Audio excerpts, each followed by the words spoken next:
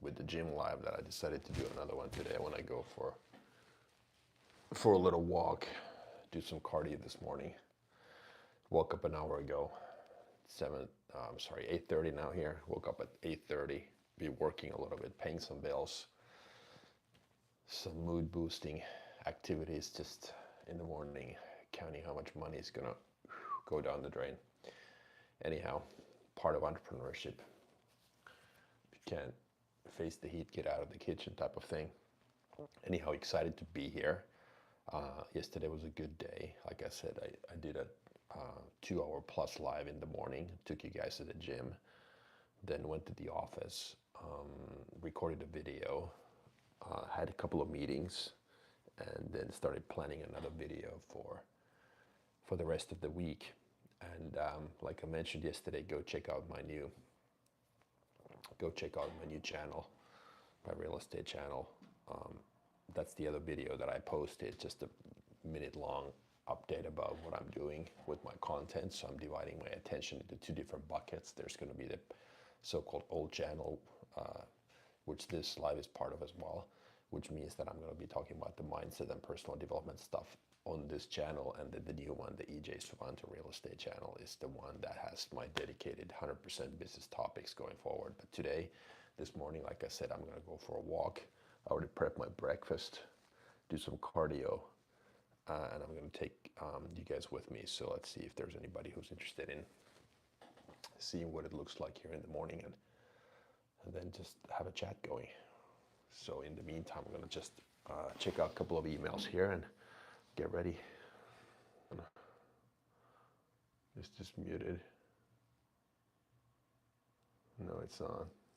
There was a phone call coming, so I had to just make sure that it was not.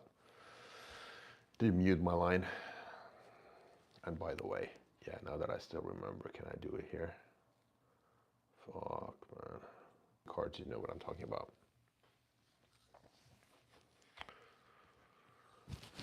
What else is going on?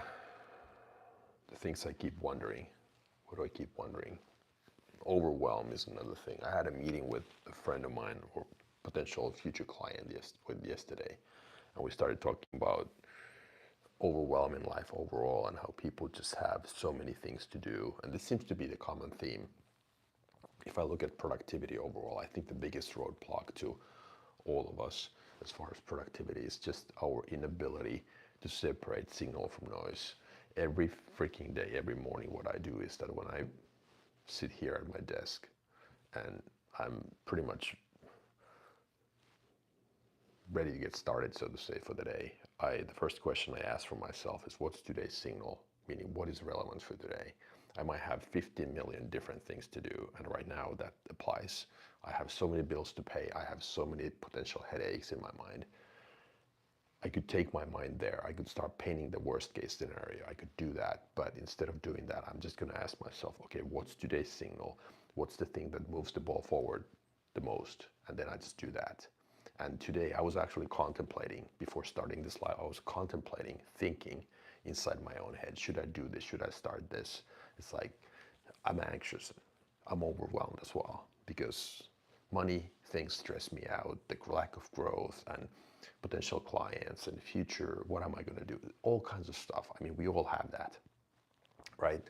So instead of doing that, I was like, okay, I'm just gonna hit live. I'm gonna press live. I'm gonna start doing this. I'm gonna start recording and doing my live and just taking action, because taking action, or, doing things will fix all feelings. And that's what I teach to my clients. That's how I need to live according to the same mantra and principle myself.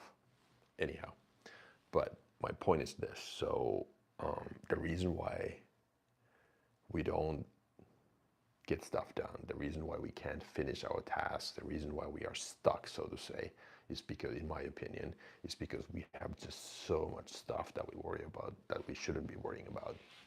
And in other words, we don't have the capability, or we don't have the skill set to say no to certain things. We can't seem to let just certain fires burn.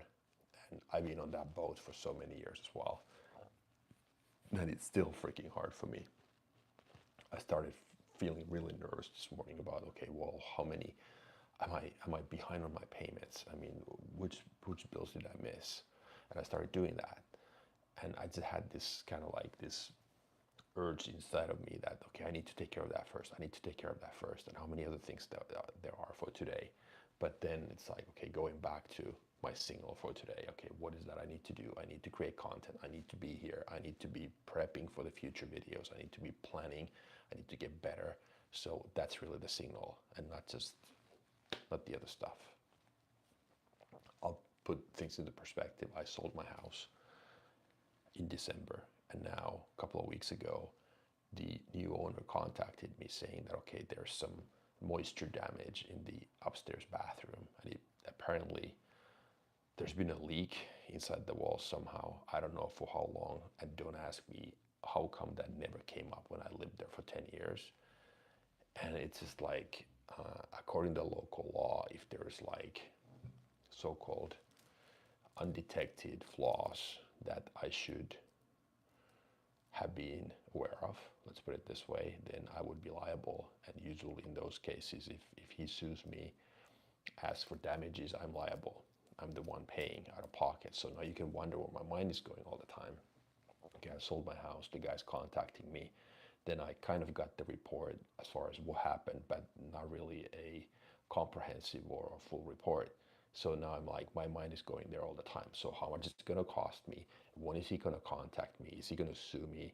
You know what I mean? It's like, fuck, I could just let my mind go there constantly. And the reason why we do that is that the reason why we dwell on those negative thoughts, or the reason why we overthink the negatives all the time, is because we just don't have that ability to live with uncertainty, live with the unknown. That's the scariest thing, not knowing what's going to happen. And that applies to me as well. Every time I catch myself doing that stuff, I'm like, okay, the reason why you let your mind travel to the worst case scenario, the reason why you torture yourself with that stuff is because you don't know how to deal with uncertainty. And that's probably one of the most important skills that an entrepreneur has to master in order to be successful down the road. Just like be able to live with those unknowns, because there are so many of them. Uncertainty, you don't know what's going to happen. And according to studies, over 90% of the things that we worry about never materialize. Think about that. And then the remaining 8 to 9%, 1/3 of them happen with much more minimal impact than what we originally thought. So we're just wasting all this time thinking about all this bullshit, this bad stuff that potentially or most likely doesn't even happen. Why do we ruin today by worrying about something that is not going to even happen down the road, or the likelihood of that happening is so low? Anyhow, I spend a lot of time thinking about this shit because I'm coaching myself, I'm coaching my clients, and I'm just passionate about the, what do you call it, personal development stuff. So it really intrigues me. I gotta send my friend a message.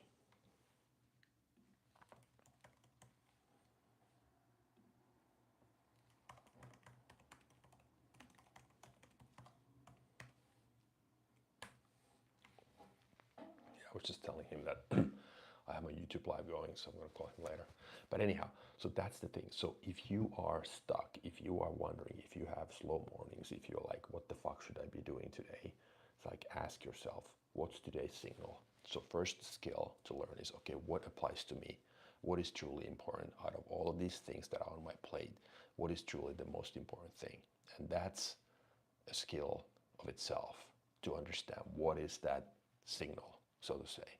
And the most successful people on this planet, and I'm not talking about money. Yes, these examples that I'm about to give you, these people were super wealthy. But I think the same applies to those people who are just happy overall. And I think we just all want to be happy, right? And we oftentimes think that money is going to bring happiness. Money can buy you happiness, but that's a different story. There are studies about that too. But what I believe is that those so-called successful people, again, freedom, happiness, wealth, being able to do whatever you want. I think they have this unique ability to separate relevant from the irrelevant. And that's probably one of my biggest focus areas going forward for myself. And since I know the positive impacts of that, that's why I talk about it so much. That's why I preach about it to my clients and my humble following, so to say. Anyhow, my 2 cents for this morning. If it's useful to anybody, just use it. That's right. So what else is going on? So just gonna put my socks on, put my sneakers on, and go for a walk. Take you guys with me. Do some cardio this morning. Yesterday I hit the gym. So if you're interested in seeing my full workout, actually, it's part of my 2-hour plus live from yesterday. So take a look at it. It's on my channel under lives. If you go to the playlists. So I did my upper body workout yesterday, where I had, what did I do? I had my decline double press, followed by deadlift. Then I did another chest press exercise, like a machine thing. Then a lat pull down. Then we're gonna do a shoulder press, one set of dips, and then tricep push downs and barbell curls for my biceps. So like 7 to 8 exercises, maybe, and abs in the end. So take a look at it if you're interested in seeing how I train. Use if useful. And in the beginning, before I left, I talked about what my breakfast routine has been for the last 5 or 6 years, as far as what I eat, why I don't eat anything before I go to the gym in the morning, and what I drink during my workouts.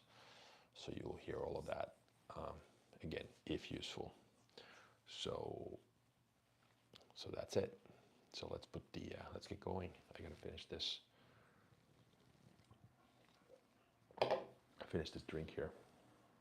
And like I said, if you're interested in checking out my new channel, I separated my mindset content from my business content. So therefore, all of my videos, my future real estate, my business videos are on my real estate channel. It's EJ Suvanto Real Estate. So take a look at it. You'll find it too.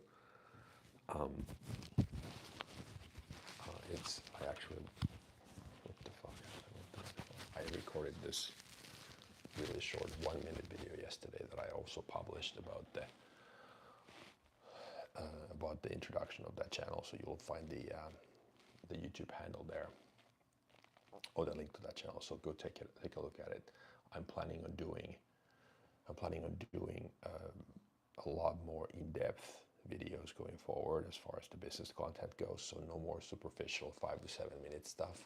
Well, I mean, the length isn't really the thing, but it's the depth that I want to really emphasize and concentrate on, because I truly believe that in order for me to provide value and help those people who need help, whether it's, in this case, it could be real estate or business overall, I got to go as deep as possible and do my homework, research, put together the case studies, and then present the case so that people understand it. And it's actually a lot of work, and I don't mind that. It's okay. That's the way it's supposed to be. But in order to simplify the message and be able to deliver the message in a meaningful manner,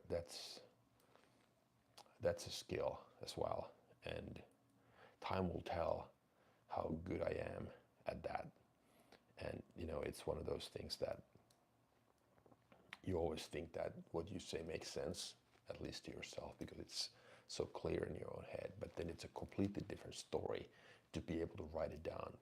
Let's say if you use a PowerPoint format, or you write something on your whiteboard, and then you're like, yeah, this is just clear, this is simple, and you start presenting it, it's like, what the fuck was I doing? You know what I mean? It's like I'm repeating myself, I'm just using filler words, or I should have been able to say the same thing in 30 seconds versus a minute and a half. And that just takes a lot of time. I've been doing this for a year and a half now, and I think I'm better. It's hard to tell. Somebody who's been watching my videos could give me some honest feedback about that, but I think I'm a lot better. Sometimes when you don't see the results in terms of your vanity metrics, let's say your views are down or your subscriber count doesn't grow, so everything like the so-called traditional metrics aren't there. That's really hard when you just have to separate the long term from the short term. And the reason why many people, I believe, why they don't grow is because they just optimize everything for the short term. They do things quickly, and I'm a victim of that to a certain extent. I have to admit, meaning sometimes speed has been too big of a principle to me. I would say just get it done, just launch it, do a lot of volume, and that applies. That's important because you have to acquire data in the beginning and do a lot of reps, put in the reps, do a lot of volume so that you know where your improvement areas are. But then one of the hardest things for me personally, this is real talk, has been to understand when do I need to just tell myself to, okay, slow down, take a break, wait until tomorrow or the following day just to make sure that you are 100% ready. Because if there's something on my schedule saying that, okay, today is a day when you're supposed to release a new video, and then it takes a lot. I mean, like, I don't think I have that, call it discipline or whatever it is yet, to say that, okay, well, it's better for me to wait and be 100% ready than just stick with that schedule and like be disciplined and all of that. Because being disciplined and well, focused is a different thing than discipline, but being disciplined has been one of the things that has served me so well over the years. Whether it's like my 32 years at the gym training, I haven't really missed a workout unless I've been sick or traveling. So it's just like that discipline part is so deep in my DNA. So how can I still hold on to that? But okay, so this is the same thing as learning a new thing. So learning a new thing is easy. What's hard is unlearning from the previous ways of working. And this is a classic example. In order for me to practice patience, okay? So of course I want to do good work. I don't just half-ass anything. But in order for me to learn patience and say that, okay, you can sometimes deviate from your release schedule a little bit if you can improve your quality by 10 or 20%. And maybe that's the difference, because ultimately one might argue that it doesn't really matter if the video is released on a Tuesday or Wednesday. So how do I learn patience? Okay, so first, it's not about learning a new thing, it's about unlearning from the old habits. So the hardest part, again, like in my case, using myself as an example, is to unlearn from that strong value or principle of like, stick with your schedule no matter what. So being disciplined, right? So that's how I look at it. Anyhow.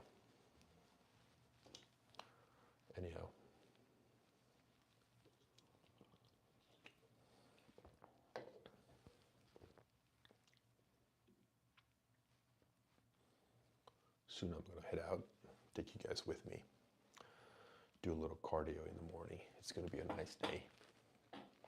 Where I live here, right by the river, it's a nice walk by the water, so it should be good. Just gotta make sure that my my legs are fully recovered for tomorrow when I have my lower body workout.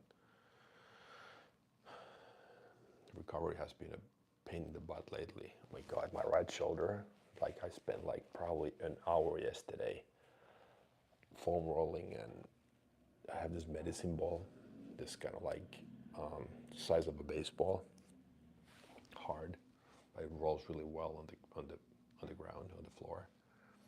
And I put that up against the wall or on the floor, and then I lay on it or press my rear delt, my shoulder blade against it, and then kind of like giving a deep tissue massage for myself.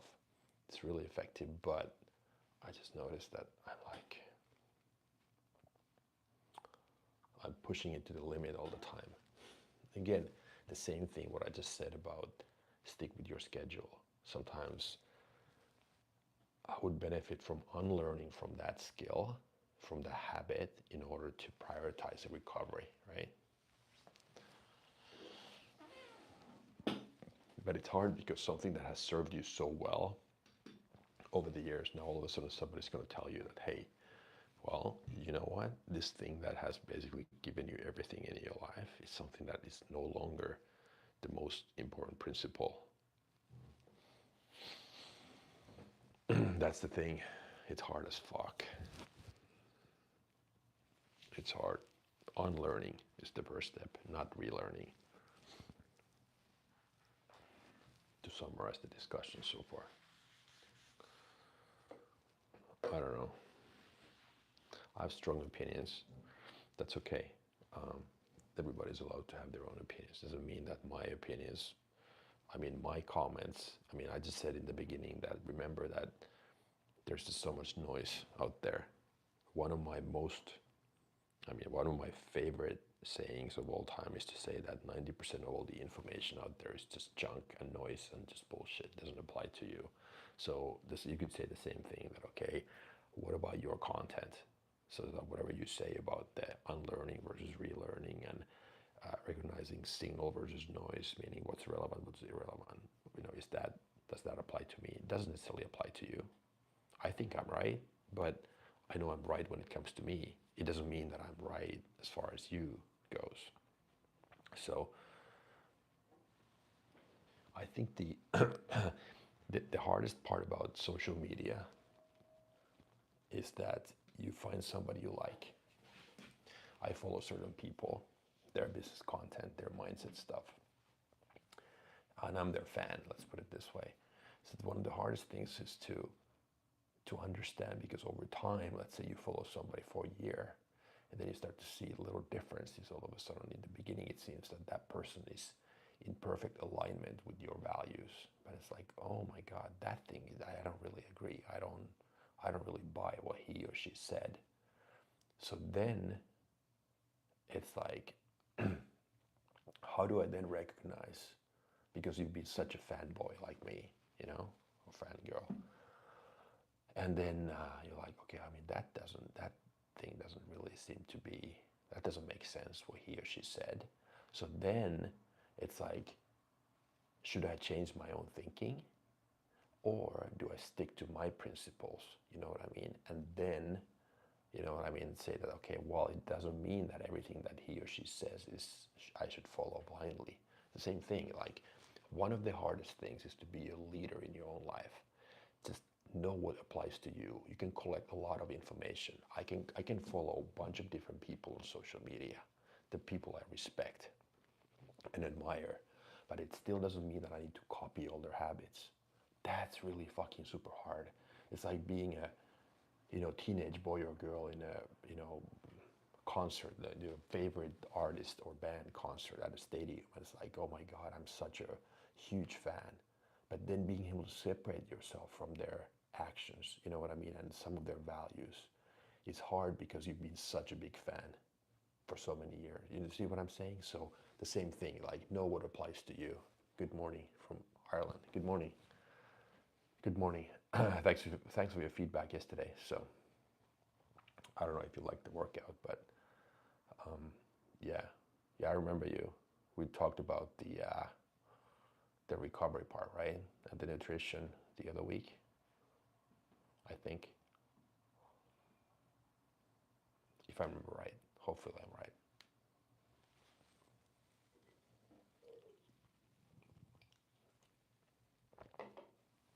What time is it for you? 6:50. It's 7 o'clock for you guys, right? Yeah. Did you make any changes? Or was any of that useful?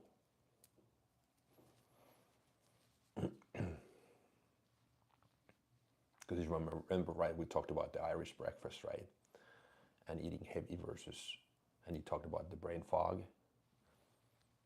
And then we talked about how your breakfast and how what you eat impacts that, right? Okay, tell me about it, if you don't mind. Just curious.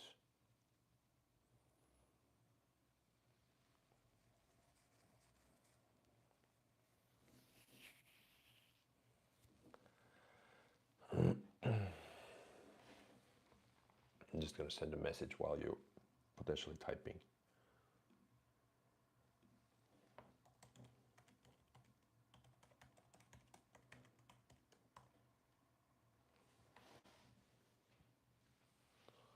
Yeah, I added oats with berries to the breakfast. Okay.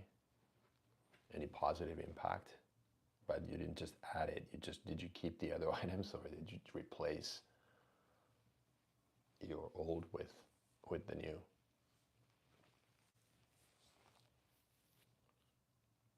I don't want to put you, throw you under the bus. I'm just sorry, that's not my point. You don't have to share, obviously. It's just up to you. I'm just curious. And who am I to tell you what to do? Again, keep that in mind. It's just, I have opinions. Everybody has opinions.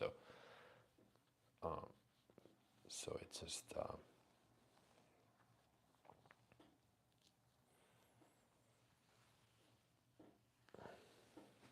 but it's, I mean, that's a generic comment. So no, this is a segue to, oh my God, my shoulder.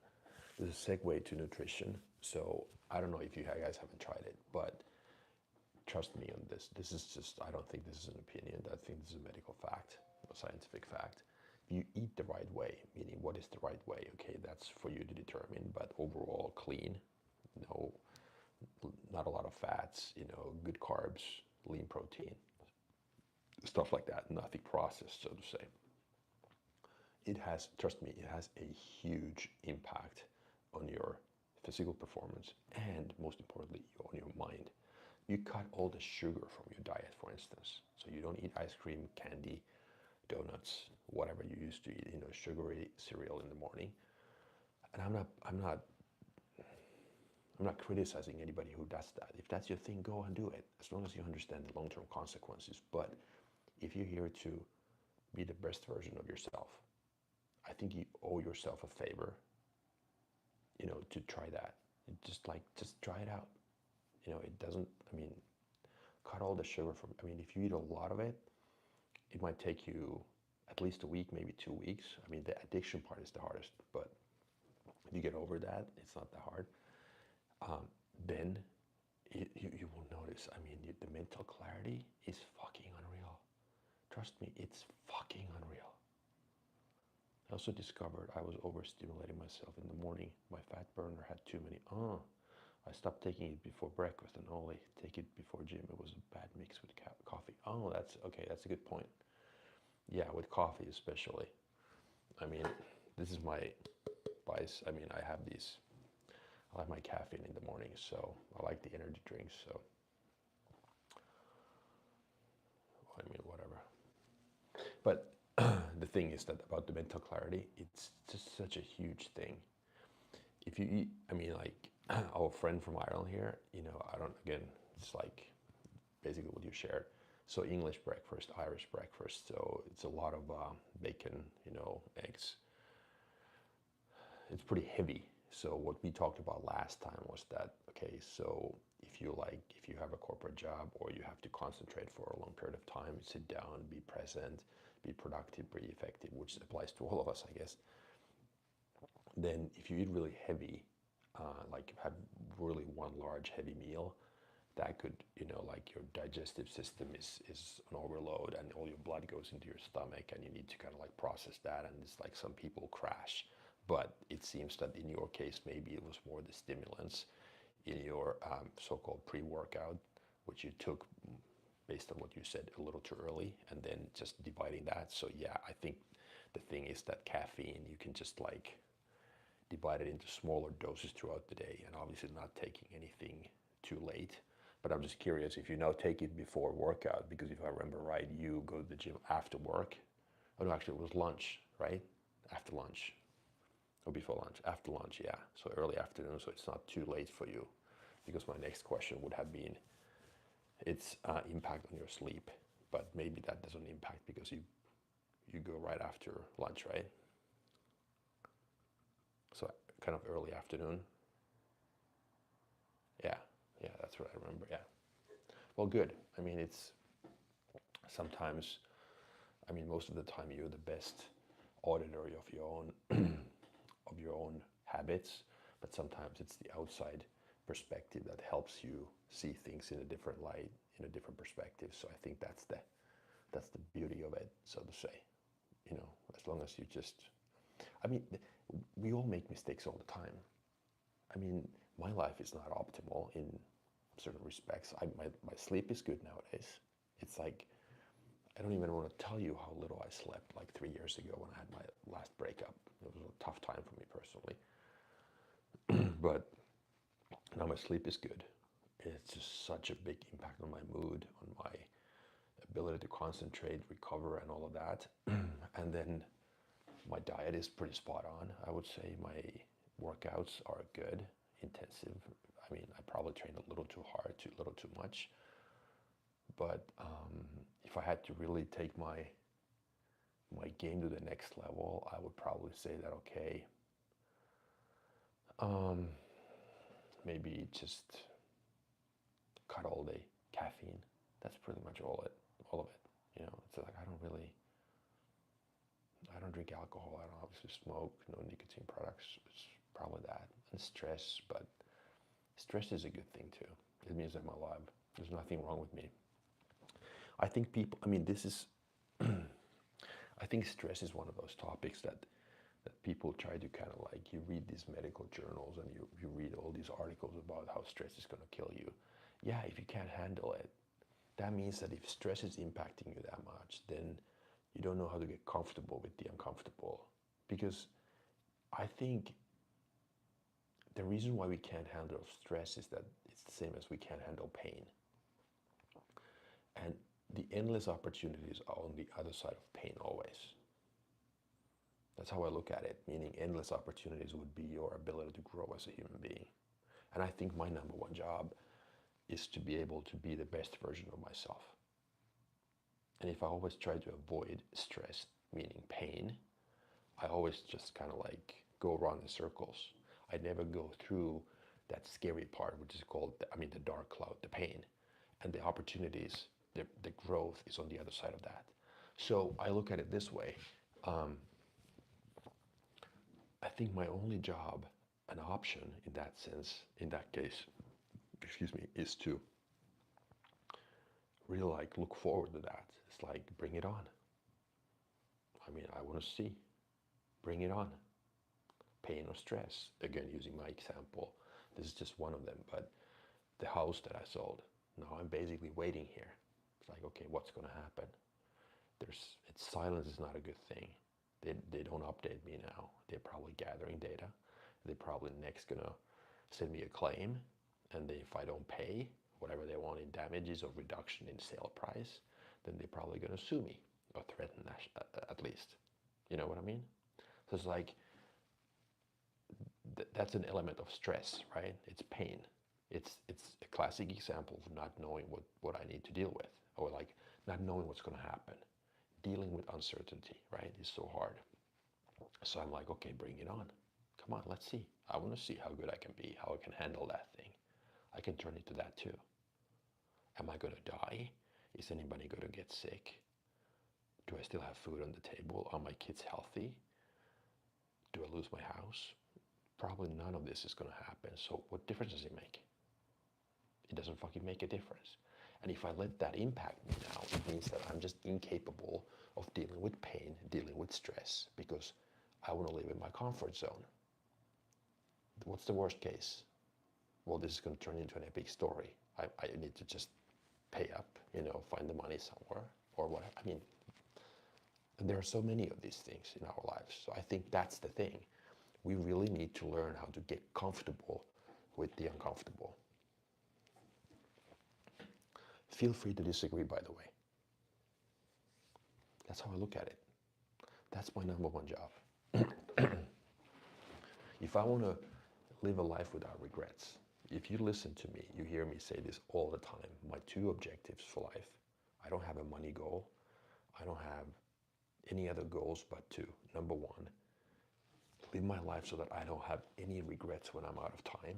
And number two, see how good I can truly be. Really see what I'm made out of, professionally and personally, and fitness-wise. So professionally, that's why I've been doing all these resets as an entrepreneur, to see if I can pull it off doing another completely different thing in a different country, in a different setup. Personally, I wanted to leave bad relationships, see if I can be happier, if I can handle the unknown, being by myself, being alone, feeling rejected or whatever. And I'm not saying I'm a superhuman, no.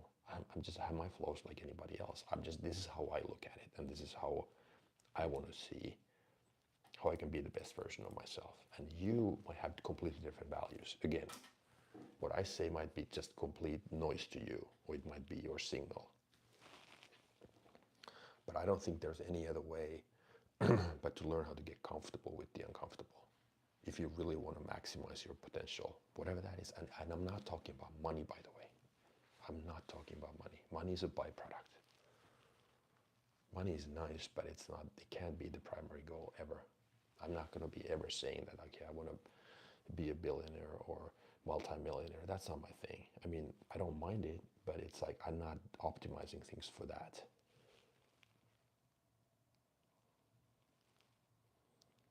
Channel activity. I was just wondering, by the way, here. I think I'm having a good chat with myself, at least. Thanks for the comments, by the way. If there's any other comments, let me know. I'm gonna now get dressed. Well, I'm dressed, but put my socks on and go for a walk. You'll get to see. I'm gonna do just a 35-minute, max 40-minute cardio. I'd go for a walk and take this thing with me. What else do I need? What else do I need? Think. I don't know. Yeah, that's it. Grab this one. Grab this one.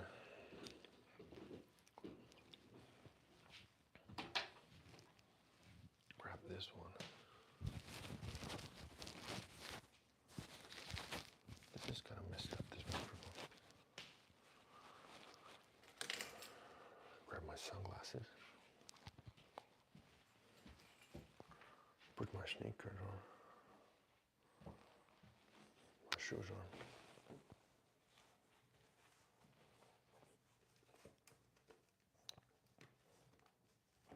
Let's see what the weather is like today. It's supposed to be warm. Warm means in September 23 degrees Celsius. That's over 70 Fahrenheit. That's fucking awesome. It's warmer than normal.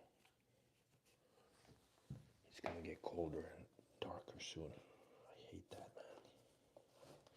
Fucking hate it. Fucking hate it. But it's okay. There's nothing I can do about it. That's why I'm gonna go to Spain for a month in November. I look forward to it, even though it's hard for me at the same time, because my kids will be here. Yeah, and yes, I know they are older. They are older, but do I have my keys?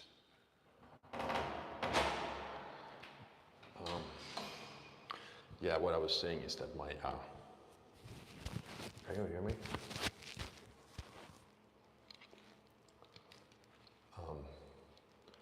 What I was saying is that my kids are, even though they're older, 19 and 16 now, almost 20 and almost 17. So yeah, you could say that. I mean, the other one is an adult, and my daughter, my younger one, is turning 17 now. So it's like, of course, it's about time for them to be by themselves, and that's also one of the reasons why I think it's good for me to go, because then they can. My son stays with me all the time. My daughter is half and half, like goes to my ex-wife, her mother, and yeah, we have perfect friends. We're good friends, me and my ex. That's the way it should be. But so, what was I saying? What was I saying? Yeah. So why do I stress about just being gone for a month? I don't know. I've always been a very, what's the right word? A dad who's been there for my kids. It's been one of my core values. I've been, even though I work a lot, business has never been there. It's been my number one as far as my comparing the priorities to my kids. It's like my kids have always been my number one. So it's like if I have to prioritize being there for them versus doing something business related. So if my daughter, for instance, like right now, she had her knee surgery this summer, and because of my background at the gym, so I've been her personal trainer when we have been when she's been rehabbing her knee. So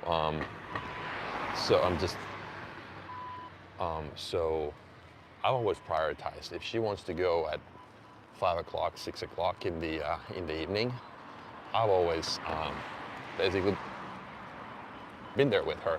It's like then I just organize my work such that, of course, sometimes I have meetings that I can't, but for the most part, I've just basically been there with her because it's been more important to me, because I know that in a few years they don't want to hang out with me anymore, or they will maybe live in their own place, and so to me it's one of those things that I know that I would regret it when I'm out of time if I didn't prioritize time with my kids. My son basically does his own thing, but when he's home, I kind of try to be there, even for that occasional 5-minute chat. You know what I mean? It's just important to me. But to each his own. I'm not here to say what you should be doing. There's plenty of people who are not there when their kids grow up. You listen to these podcasts or people being interviewed, like ultra wealthy people or super, super successful people, and most of them say that they regret the time. At least this is my conclusion. They regret regret not being there for their kids when they grew up, or the mother was just the one who was there and they never saw the kids. They didn't go to the hockey games or soccer games or whatever. That's not been my thing. I mean, I've always been there. If there's a weekend tournament, I've been there. Not that much anymore.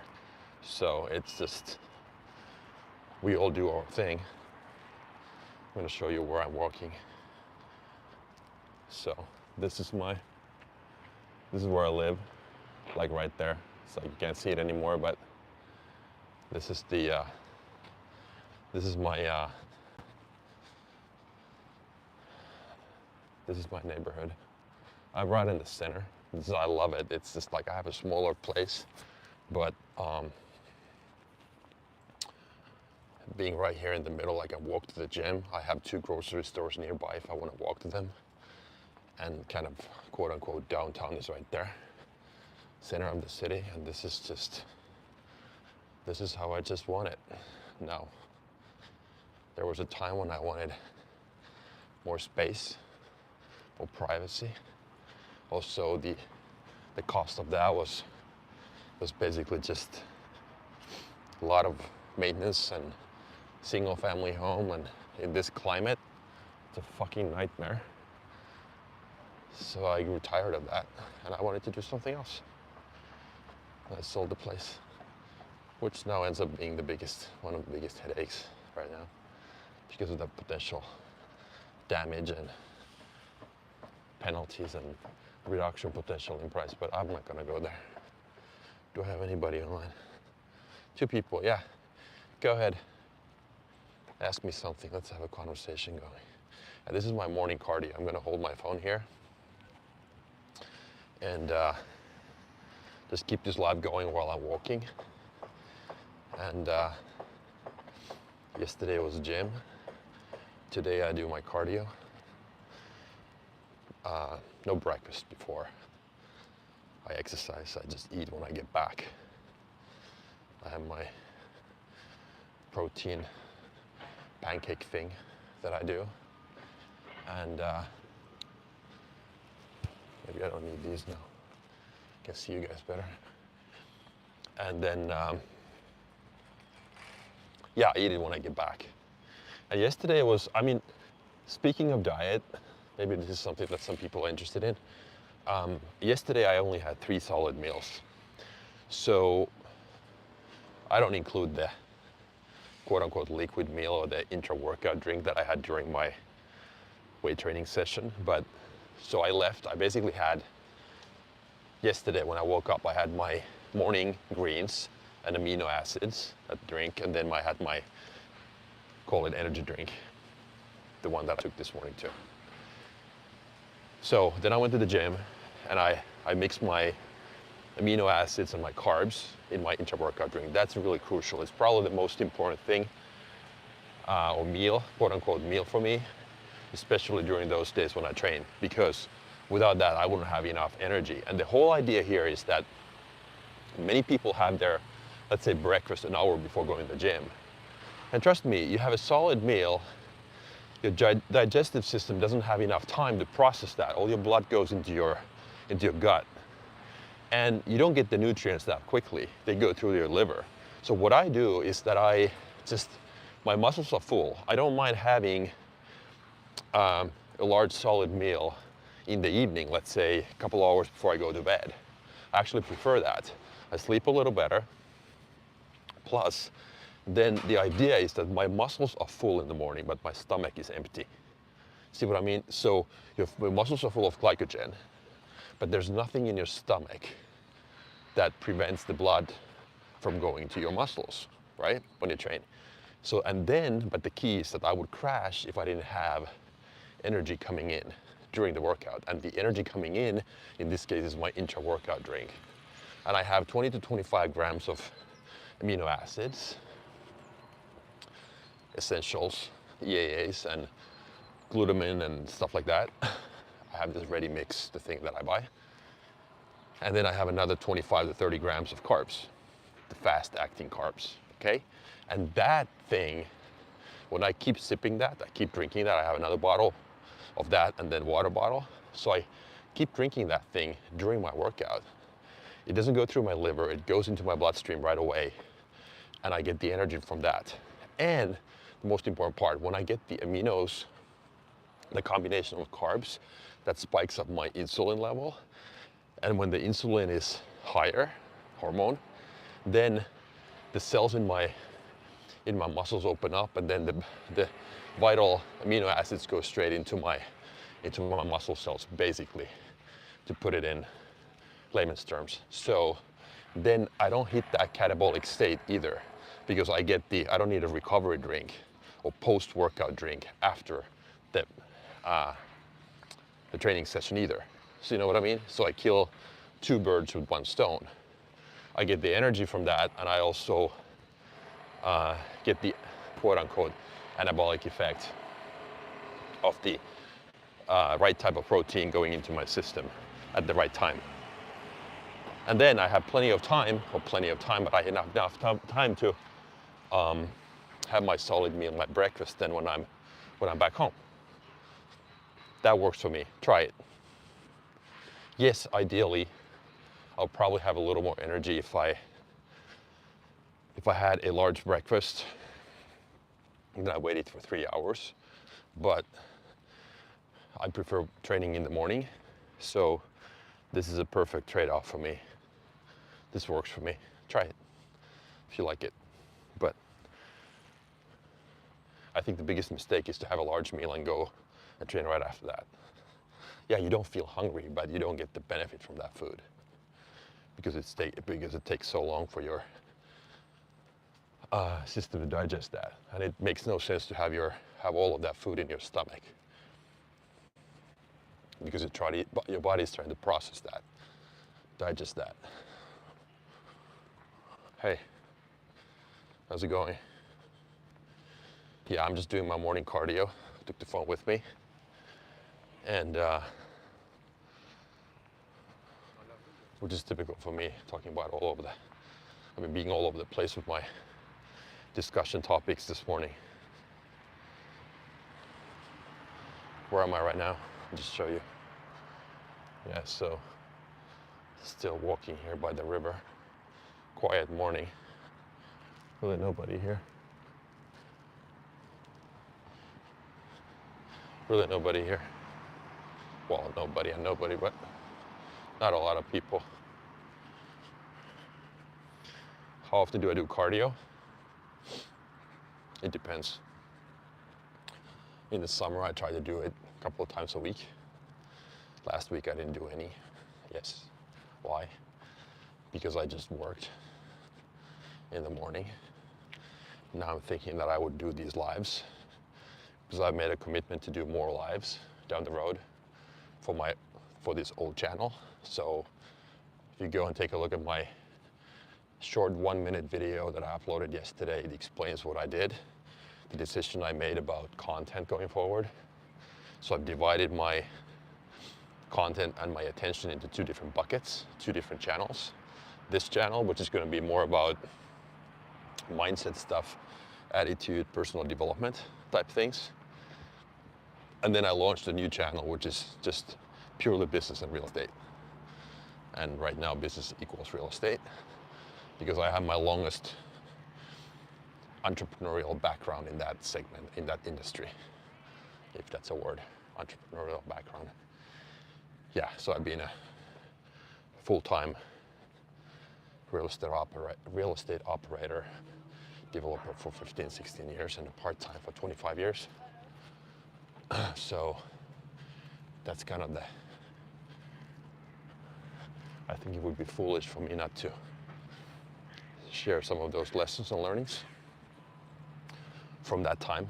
And I felt that, so what I explained in that video too, is that if I look at my 30,000 subscribers, most of these people came from one video that went viral. It was my focus video.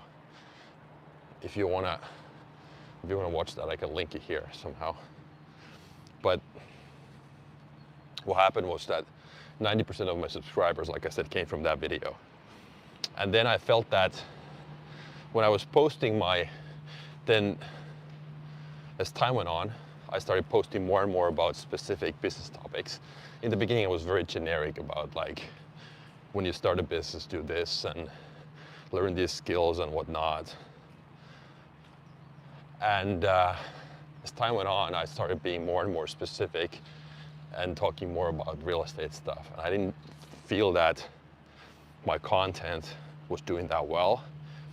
And I think, I mean, I'm not saying you will never hear me say anything about the algorithm, but I felt that the positioning of my channel was not in full alignment with my content. Or let's put it this way, the reason why people subscribed to my stuff in the beginning wasn't really probably real estate anymore. So that's why I wanted to separate it. So have this channel be more about, like I said, mindset, and then the new one about real estate. So that's it. So that's it. It's a nice morning. It's a beautiful part of the town.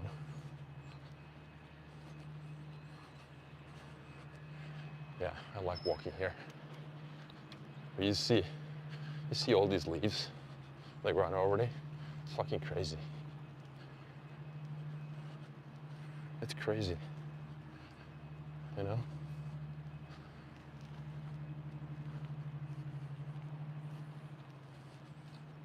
Yeah, one of the reasons why I wanted to move here was because of the proximity to water. This is a coastal town, meaning there's a sea, but it's called the Baltic Sea. But there's a river crossing the town right here in the middle, in the center. So that's why this is what I call the prime location in my city, and I was willing to get a smaller place because I know that my kids won't be with me for that long, stay at home, I mean. So I don't need that much space. Soon it's going to be too big for me, Now it's just with the right size. It's a 3-bedroom, 2-bath condo, and we obviously all have our own bedrooms, but soon it's going to be just me probably. So then I either downsize or just stay there. I don't know. It depends how much time I'm going to spend somewhere else in the winter. That's really the thing. Hey, mate, do you need a video editor for your channel? Right now I don't, thank you. I have a guy who edits my stuff. But yeah, my long-term goal, this is one of those things. So I'm probably unique in the sense that the way I motivate myself endlessly is that I put myself in my deathbed moment. This might sound crazy to some of you who haven't heard this before. But what I do is that I ask myself, what happens when I'm out of time? Let's say a month from now, I go and do a regular annual medical checkup. I don't know, I'm just speculating, giving you an example. And a doctor comes to me and says, hey, mister, you know what? I have bad news. You're out of time. What do you mean? Well, you have terminal cancer. There's nothing we can do about it. Of course, I don't want to paint the devil on the wall, but it's possible. Always, anything is possible. So if that happened today, so later today, for whatever reason, I get this medical diagnosis.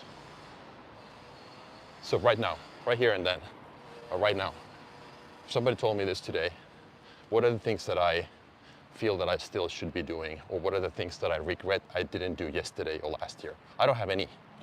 That's my biggest achievement, honestly. I have no regrets. I have 0 regrets. And that's my goal going forward. So that's why you will hear me talk endlessly about the things that I need to do now so that I don't regret anything at the end of the day. You know what I mean? So we're gonna go back there. I don't know how long I've been walking. I'm thinking 20 minutes, 15 minutes. This is gonna be a 30, 35 minute walk. Just a short cardio this morning. But yeah, so I think people, because I'm so painfully aware of the fact that 78% of the people, when they are in retirement homes, there are studies, go look them up. 78% of the people in retirement homes, they regret the things that they never did, not the mistakes they made. So I have made a decision, and this is non-negotiable for me, that I'm not gonna be one of those people. I will do fucking whatever it takes. I'm dead serious about this. I'm gonna do whatever it takes to not be one of those people when I'm out of time. I'll move to another country, I'll start a business, I'll walk out of a bad relationship, whatever it takes. I start from scratch, and I'm willing to deal with uncertainty and with the unknown about whether I make money, whether I'm good enough, which is the thing that I'm doing, by the way, with this content stuff and my coaching thing. I have no idea how much money I'm gonna make in the future, whether it's gonna quote unquote work out. But I know that if I don't do it, meaning put my name and face out there and start talking about the things that I feel passionate about, I would regret it at the end of the day. And spending winters somewhere else is one of those things too. I know that I have to do it. If I don't enjoy the darkness and the cold weather in the winter, I'm gonna do something about it. If I don't, I know myself that I'm gonna regret it. And you can only have that conversation with yourself if you know yourself really well. If you have spent a lot of time inside your own head, listening to your intuition. It takes a lot of practice. I mean, for many people, I think it's their survival mechanism that kicks in. They don't want to think about that stuff because they know deep down that if they audited their own life, they would have so many things that they already now regret. And that's okay. That's okay. Whatever rocks your boat, but it's not for me. It would be my honestly, I'm scared shitless that I'm at one point in a situation where I'm like, I ran out of time, because time is the most valuable thing I have, or the attention I get, and the attention and the focus I get with time. And that, if you listen to me, if you've been here the whole time, in the beginning of this an hour-long podcast, I said live, I said that I have to go back and forth between patience, like, because being disciplined has been such a big principle for me, value for me in the past. But sometimes I need to, because I understand the concept of time so well. So I'm like constantly thinking that I don't have any time to waste. So like, why do I go to the gym every time I'm supposed to go, quote unquote supposed to go? Because I'm like, I don't have a day to waste. I don't have an hour to waste. That's just me. So therefore, a long story about why do I go to Spain for a month in November? Because I don't like the winter here. Why do I go for another month after Christmas? Because of the same reason. Because if I didn't, I know I would regret it. You have 12 hours in a day to make thousands of what exactly you do. You have 12 hours in a day to make $1,000. So what exactly you do? So you're asking me what, in my opinion, is the most effective way to make $1,000 a day. Is that what I'm understanding or getting out of that? Well, okay, so here's what I would do. So I would first of all understand what I'm good at. Okay, where are my skills? That's one thing. Then I would map my skills against what wealthy people need. Okay, I'll give you a tip. So the wealthier the person, the more successful the person, the more they understand the concept of time and convenience. Rich people are always willing to pay for time and convenience. Okay, solve a problem that wealthy people appreciate. Understand what value to them means. Let's say if you can, I don't know, if you can code, as an example. So find out how your skill set, your particular skill, not just the high level skill, but break it down into a very specific skill. What about coding? Are you very good at understanding user interface and how you can optimize conversion? So many people can create attention, but maybe your track record indicates that your coding skills, when it comes to converting attention into paying customers, is exceptional, as an example. So then find a business that has money, the owner has money, that struggles with conversion, and then go and monetize that. That is how you make money, in my opinion. Because you can't make money from, first of all, it's a combination of skill versus skill and a problem in the marketplace. Because you can't monetize or make 1,000 or 10,000 a day if it's not based off of what you are good at. So, there are people riding their bicycles here, okay? So somebody told me that there's a lot of money in fixing 2 to 3 year old electric bikes. I'm like, okay, good to know. There's a problem. What is the specific problem that these people suffer from? But it doesn't really matter if I don't know how to fix these bikes, if I don't know how to hire people or know what kind of problems there are. So I have to have some sort of technical expertise about electric bikes that are 3 years old. Well, I would guess that maybe it's the battery pack. That's the weak part. So the range is limited. So is there a way how I can have a kit available, or like a repair kit available to upgrade the battery pack? Maybe that would be something that people want to pay for, but I need to have that expertise first. So the problem in the marketplace, the pain is not enough. If that's not coupled with my unique skill set. Because I believe that we are all good at something. So you just have to find that thing that you're good at, then start doing that and get better over time, and couple that unique skill with a problem in the marketplace. And sell to wealthy people, because they want to pay for stuff. And they always value time and convenience. How can I make it easier? How can I make it faster? How can I create a solution that saves time? Why are people willing to pay for first-class tickets? Well, of course, it's a status thing for some people. If you're fucking into posting Instagram videos about sitting in that first-class seat drinking champagne, yeah, maybe. But those people who made their own money, they're willing to pay for that first-class seat because they know that it's time and convenience.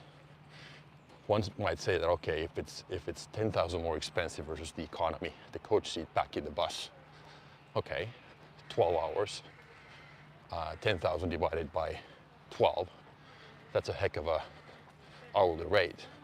Yeah, but I would say it's not just that, it's the overall convenience. It's the fact that you know that you're not pissed off 2 days before the flight because you know that you're going to be in the back of the bus with lack of sleep. So there's that.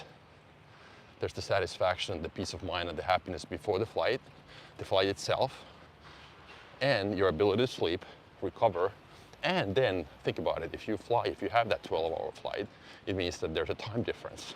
So then maybe your jet lag is not as bad, and you don't waste the first 2 or 3 days in your final destination. So if instead of 12 hours, it's actually 36 hours or 48 hours, the hourly rate is actually much lower. An example of time and convenience. You're an MBA graduate and I watch your videos regularly. Can you any book on philosophy? Oh man. First of all, thank you for watching my videos. It means a lot to me that you find them useful. Honestly, it does. I don't take things like this for granted.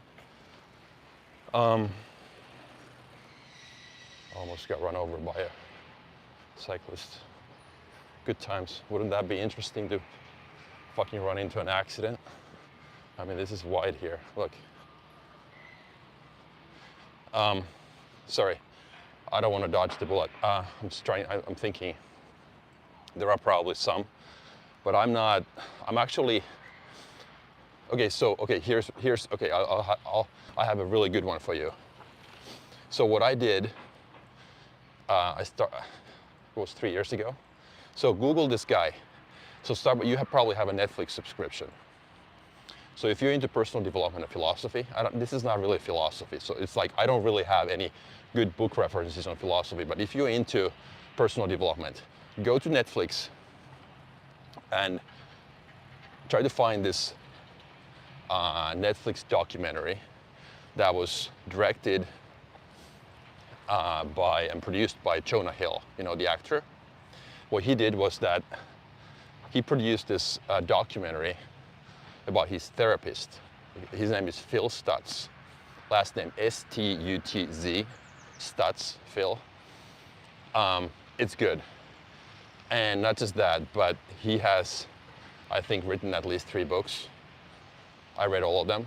So that's good stuff. It's like, it's therapy taking to another level, meaning concrete actions. Because the problem with, I don't want to put this under philosophy, but overall, like personal development and therapy and all that shit, is that people just don't give you solutions. You know what I mean? It's just like they let you vent and, share your frustration points and whatnot. But if I pay someone to make me feel better, I think that person should have an obligation to give me tools, give me solutions. And Phil Stutz, he started as a therapist in New York, and he's one of those guys, probably the only one on the planet.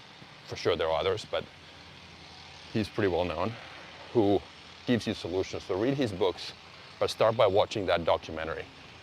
Jonah Hill, you know the actor?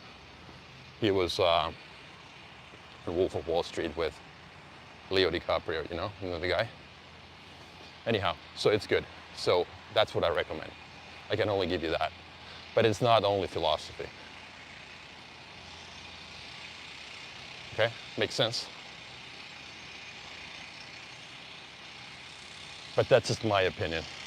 Because that's how I, when I coach my clients, whether it's business or mindset stuff, that's how I try, that's how I try to be as well. I'm like, instead of just letting them talk all day long, go deeper into their negative spiral, I'm just telling them what works for me. It doesn't mean that it works for them, but I only talk, first of all, I only give them solutions that I have found to be valuable in life. Then I tell them to do this, try this, visualize this. If you have a hard time, if you constantly find yourself worrying about the future, your number one job is to understand that there are 3 places in life that you can be in. Past, present, and future. Your number one problem then is that you're dwelling on the past or worrying about the future. So I want you to visualize a timeline where you see these 3 places. Present in the middle. I'm just giving you an example of what I do. And it's like your job is now to cut ties to both and stop spending 95% of your time on the past or in the future and start living in the present moment. Stop being grateful. Then I would give you a tool or an exercise, homework, where you start journaling. You start writing down things that you're grateful for. That works. It universally works. If it doesn't work for you, well, that's possible, unlikely. That's what I mean. But it's like, instead of just like letting people vent for a year, I think you're just disrespecting the paying client. That's just how I look at it. But that's why when I watch videos, listen to podcasts, I always respect and admire people who can give you actionable advice. So if you ever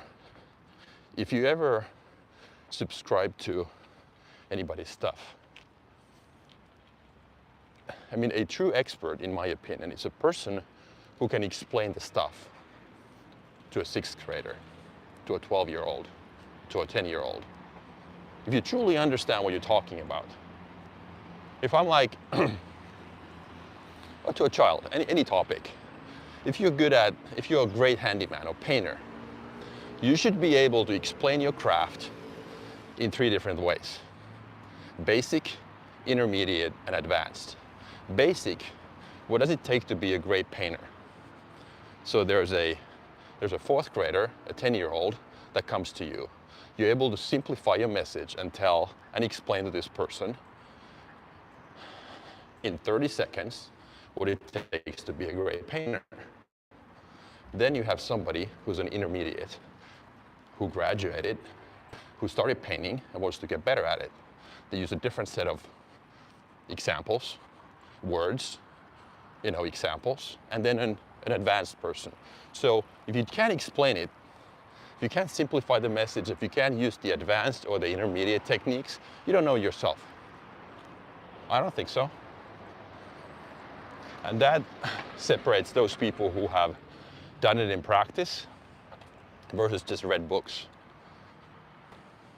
That's why if you want to grow your muscles, you're a personal trainer who took a 1-year course, and now you're basically just teaching other people to get healthier. If you've never done it in real life, maybe you've been training on and off for 5 years, but that doesn't count. You gotta be able to, sorry, but you gotta have to look the part a little bit because you have the proof. Straight to the point, yes sir. Yes, yeah, I checked Google. Well, I've seen all your videos, but you get low views. Well, how do you stay motivated? How do that constantly? Yeah, that's a good question. Okay, so here's how I look at it. Good question. So you talk about vanity metrics. How do I stay motivated? my subscriber count, my views don't reflect my subscriber count. And that's what I was trying to explain, that there's a mismatch. The reason why people subscribed, my latest videos are not relevant to that audience. That's why I launched another channel. Maybe that's going to fix it, maybe it's not going to fix it. How do I stay motivated? That's a great question. I'll try to give you a very short answer, but this might take a minute. So number one is that I keep repeating to myself that if I don't get what I think I deserve in the short term, number one, it gives me a lot of comfort knowing that I always get what I deserve in the long term. What does that mean in practice? So if my 1 month, 6 month, or 12 month results aren't what I want, then I zoom out. And I'm like, why do I worry about it? Why do I worry about it? I'm just going to show you where you are, where I live, by the way, right there. So why do I worry about it right now? Because I know that in a long enough time horizon, I always get what I deserve. What does that mean?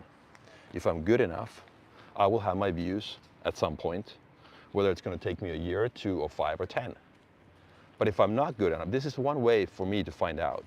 And if you've been listening to me, I've been saying that one of my goals in life is to find out how good I truly am in different domains. This content game is one. I know that if I have it in me what it takes to be what I use this all the time, a top 1% producer or content creator in my domain.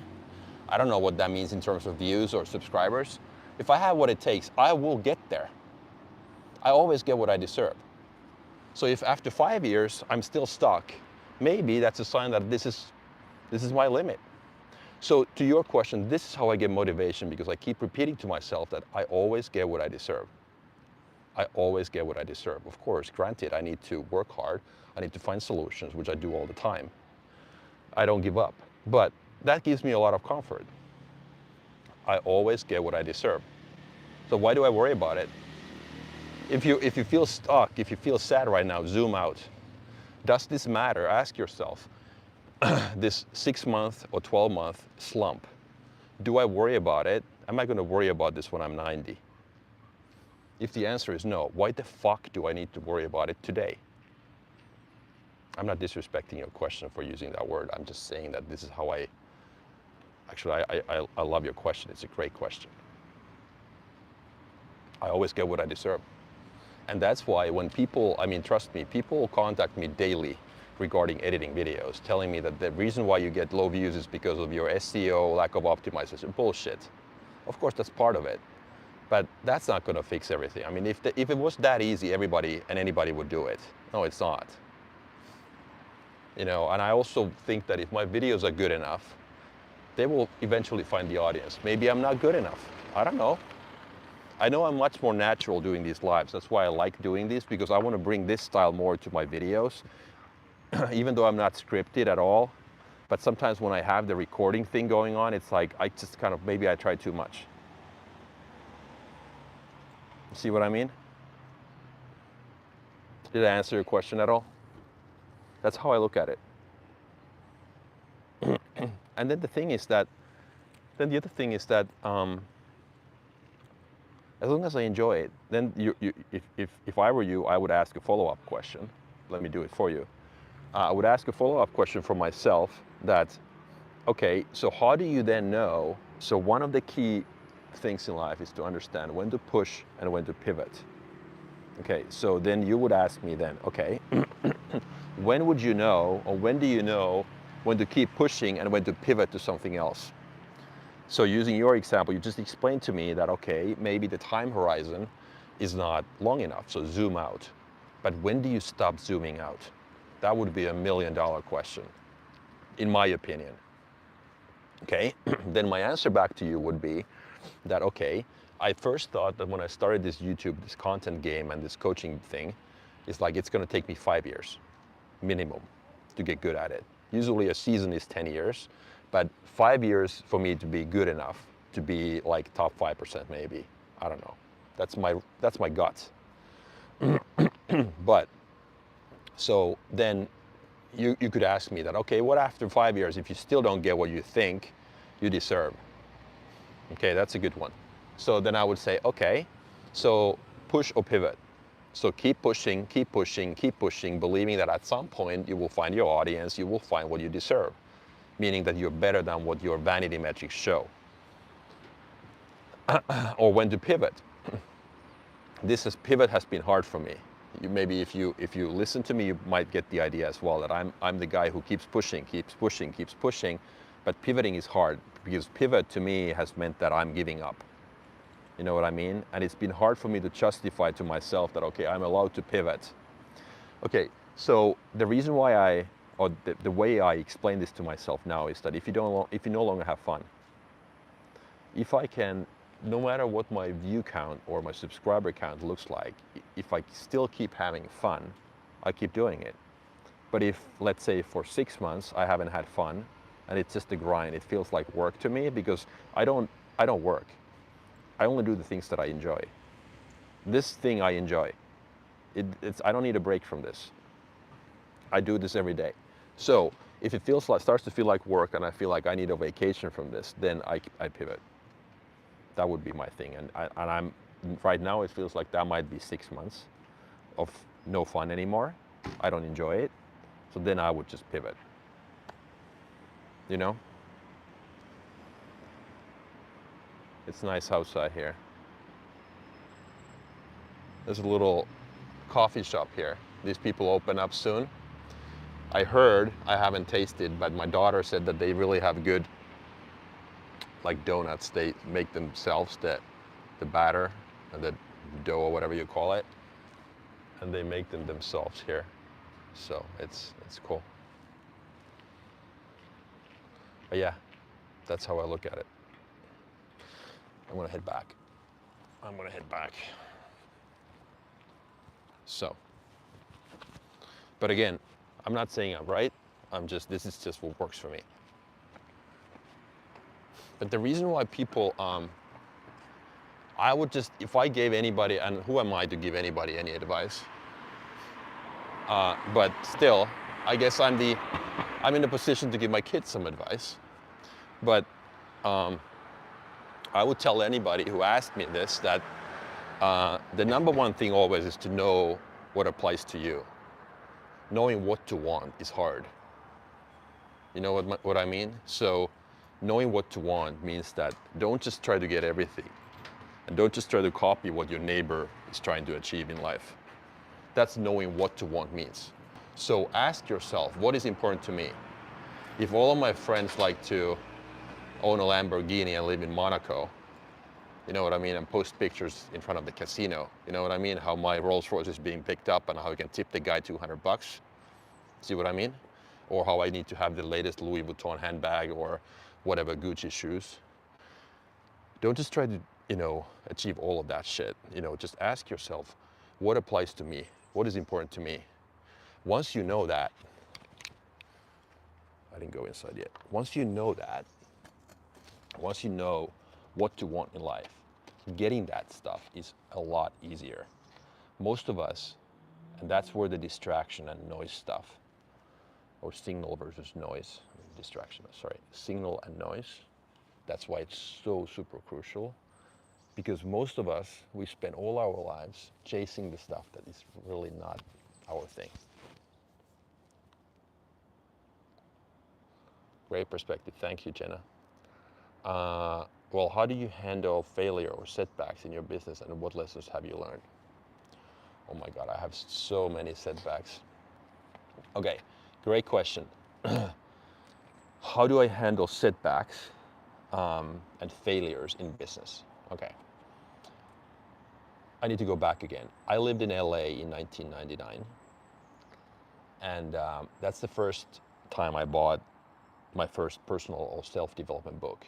I don't know if you guys have heard a guy called Brian Tracy. I don't know if he's even alive anymore, but he's a famous performance coach / self-help guru kind of guy.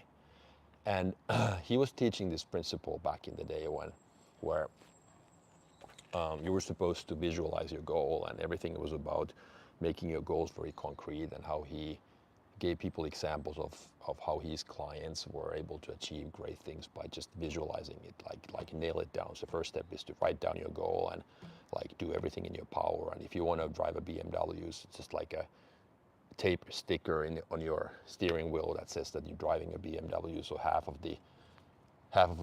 that journey or action is already kind of like seeing it in front of you, and just like I was like, oh my God, this is like the greatest thing ever. So I became extremely outcome and end result oriented. See what I mean?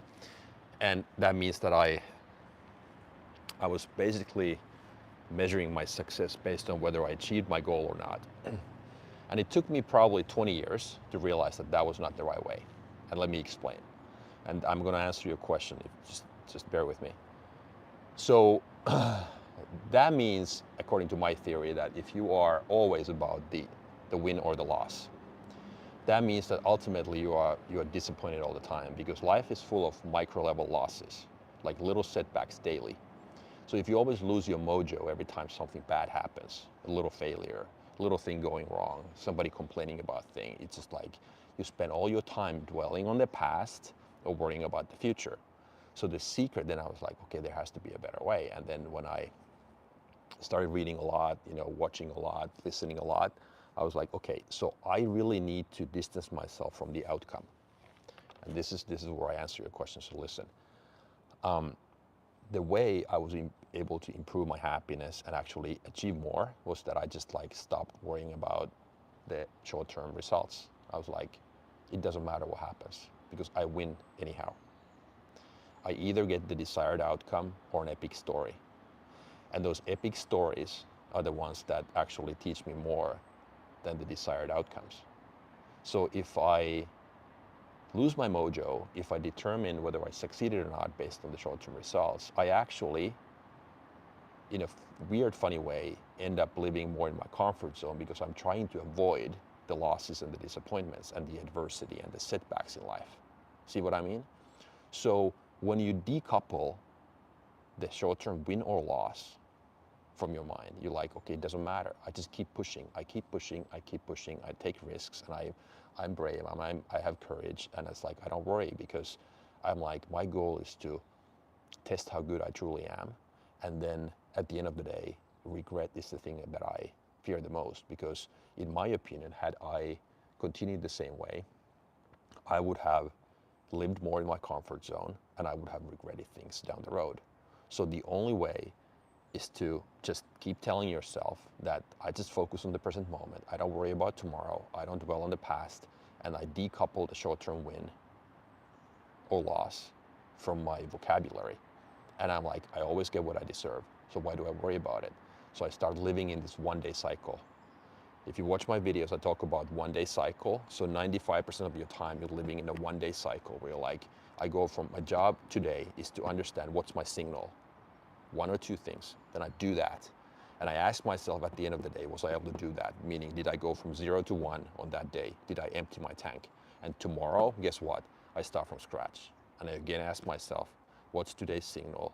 If I succeeded in doing that thing, regardless of the outcome, I succeeded. And that ultimately takes you to better results, believe it or not, because you don't live in your comfort zone. You're not afraid of those losses. Because the key is not to avoid pain.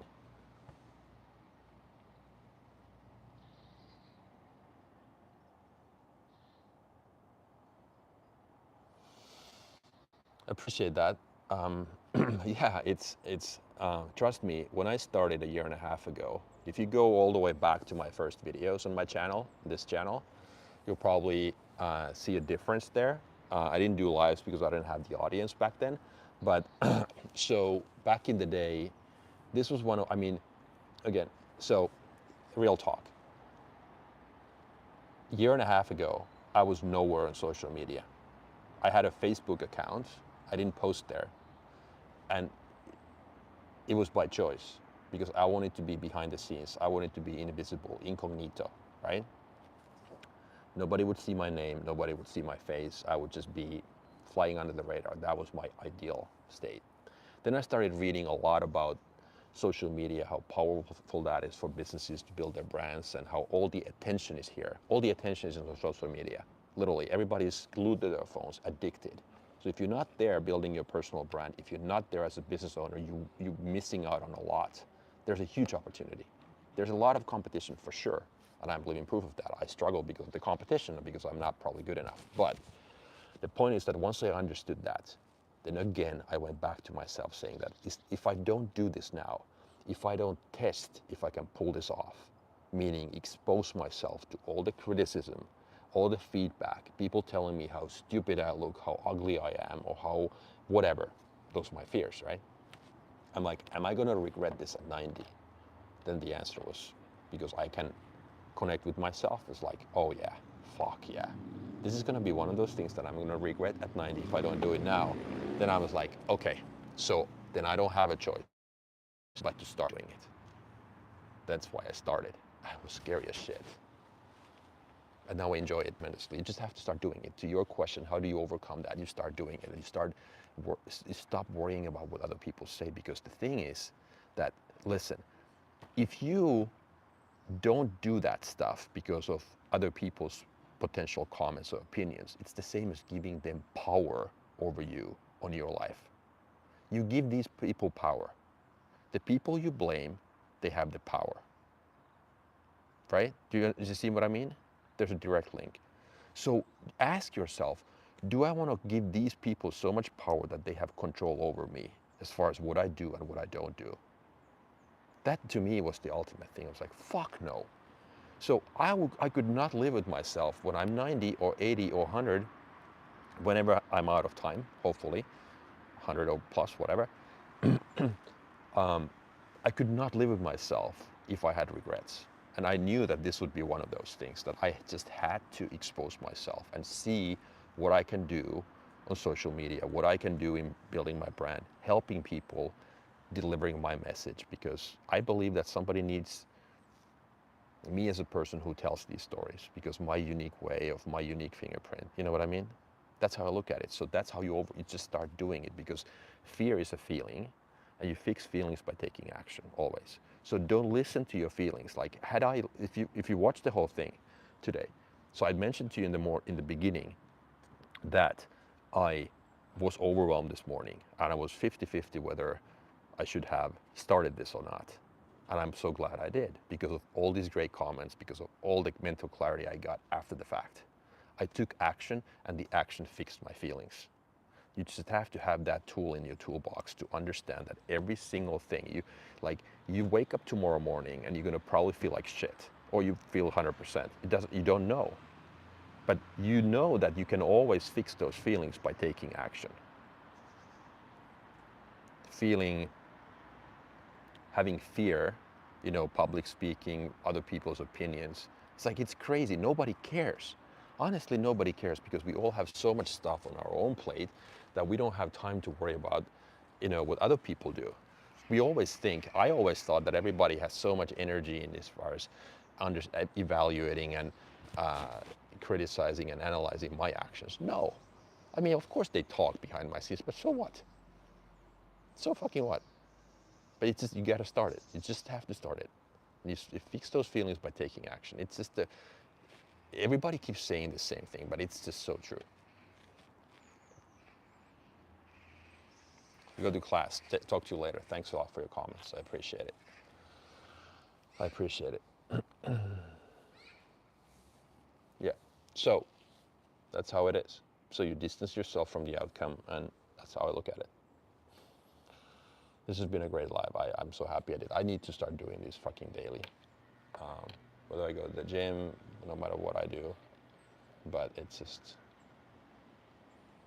I get so much out of this, and I think I'm getting better myself too, because I get to practice delivering my message. That's the point. So I'm outside here, waiting to go back in. I'm pretty hungry after my walk. I woke up 3 hours ago, so I'm gonna go and eat my breakfast now, and I might start another live later this afternoon. But if not, then at least probably tomorrow when I go and train at the gym. So we'll. Thanks a lot for your time and all the questions and comments. I really appreciate it. This is so much fun, and I'll talk to you guys later. Thank you. Bye.